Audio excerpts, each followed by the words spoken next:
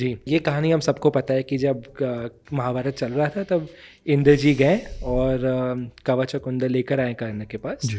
फिर ये एक मिस्ट्री वाला सवाल तो है ही। अरे हाँ, आपके सवाल का जवाब तो रह ही गया। करेक्ट, ये मिस्ट्री का सवाल तो है ही कि कहाँ गए कवच और कुंडल। हाँ, कवच और कुंडल अभी भी यहीं हैं।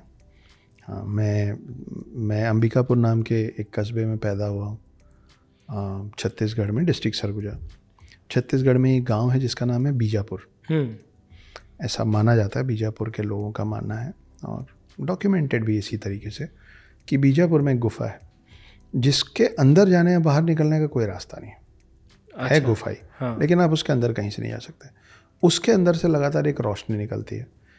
अब जब आप उसके अंदर कहीं से नहीं जा सकते तो वहाँ सूरज की रोशनी भी अंदर नहीं पहुँच पाती, मगर उसके अंदर से रोशनी बाहर आती है।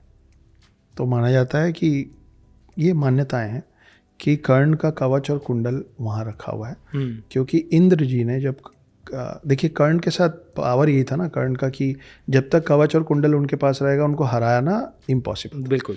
अश्वत्थामा के पास एक ऐसी शक्ति थी कि आपको कोई कीड़े मकोड़े, कोई जानवर, कोई ये जो प्राकृतिक विपदा है, अर्थ कोई की है, वो आपको नुकसान पहुंचा ही नहीं सकता उस मणि की वजह से जी। क्योंकि आपने दोनों का नाम लिया, मैं दोनों को साथ लेकर चल रहा हूँ। तो वैसे ही कर्ण के पास ये था कि भाई दानवीर तो तुम हो, हाँ। है ना, कि जो मांगा जाएगा दे दूंगा मैं। लेकिन जब तक वो कवच पहने हुए हैं उन पे हमला बेअसर था जी। उन पे हमला कर ही नहीं सकते थे आप। अब जब महाभारत का युद्ध शुरू होगा तो कर्ण का हारना तय है, क्योंकि जब तक कर्ण नहीं हारेगा तब तक अर्जुन नहीं जीतेंगे। बिल्कुल। जब अर्जुन नहीं जीतेंगे तो पांडवों की जीत नहीं होगी, तो कौरवों का विनाश नहीं होगा, तो धर्म की जीत नहीं हो पाएगी। तो किसी को तो छल से, भगवान जी लोग टाइम टाइम पे विद टाइम ज़रूरत के हिसाब से बेईमानी किए हुए हैं जी। और करना पड़ता है। इसीलिए आप देखिए कि द्वापर युग में भाई विष्णु के अवतार राम भी हैं और कृष्ण भी हैं, तो द्वापर युग में फिर से राम ही क्यों नहीं आ गए, कृष्ण क्यों आए? और जब कृष्ण आए तो कृष्ण के साथ जैसे मर्यादा पुरुषोत्तम राम कहा जाता है, वैसे मर्यादा पुरुषोत्तम कृष्ण सुना है आपने कभी? नहीं सुना। क्योंकि आपके भगवान भी आपको यही समझा रहे हैं कि देखो बॉस, टाइम के साथ तो बदलना, जैसा युग वैसा दंग। आप समय के साथ नहीं बदलेंगे तो आपका नाश पक्का है जी, खत्म हो जाएंगे। तो इसीलिए राम के बाद फिर से राम नहीं आए हैं, कृष्ण आए। तो जब इंद्र आए और छल से इनका कवच और कुंडल मांग लिया, दानवीर कर्ण है ये ना, ऑल्सो दानवीर कर्ण हम लोग बोलते हैं। यहाँ पे ना बात ये नहीं हो रही कि भाई दानवीर कर्ण उसने खुद को ही बनाया था ना, किसी ने बोला तो नहीं था, कोई श्राप तो था नहीं कि देखो तुमको जो मांगा जाएगा देना पड़ेगा।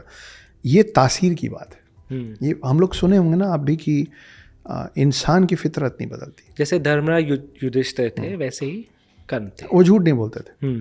वैसे ही भाई देवे धर्मराज युधिष्ठिर कौन है मालूम है? यमराज के पुत्र हैं।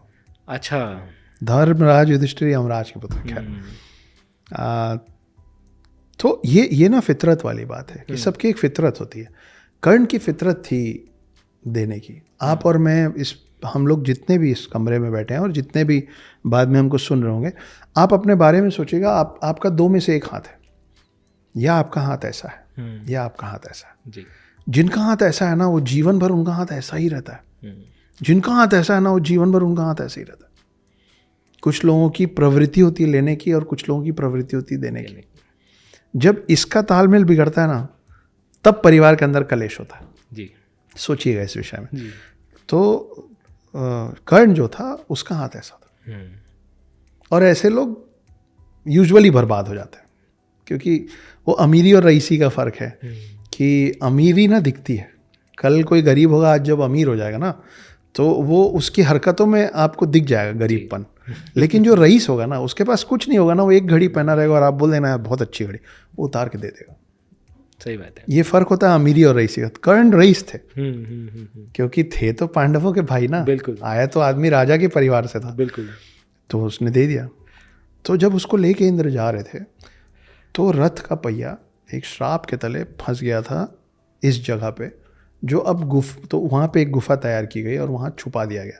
अच्छा। छुपाने का, क्योंकि उसको इंद्र, वो कवच और कुंडल इतना शक्तिशाली था कि उसको इंद्र भी ऊपर नहीं लेके जा पा रहे थे। मतलब वो रथ पे इतना वजनी पड़ रहा था कि रथ का पहिया फंस गया था। तो मजबूरी हो गई थी कि इसको हटाऊंगा तो रथ का पहिया निकलेगा। तो वो आज भी बीजापुर नाम की जगह में इस गुफा के अंदर कहीं छुपा फंसा हुआ है, ऐसा माना जाता है।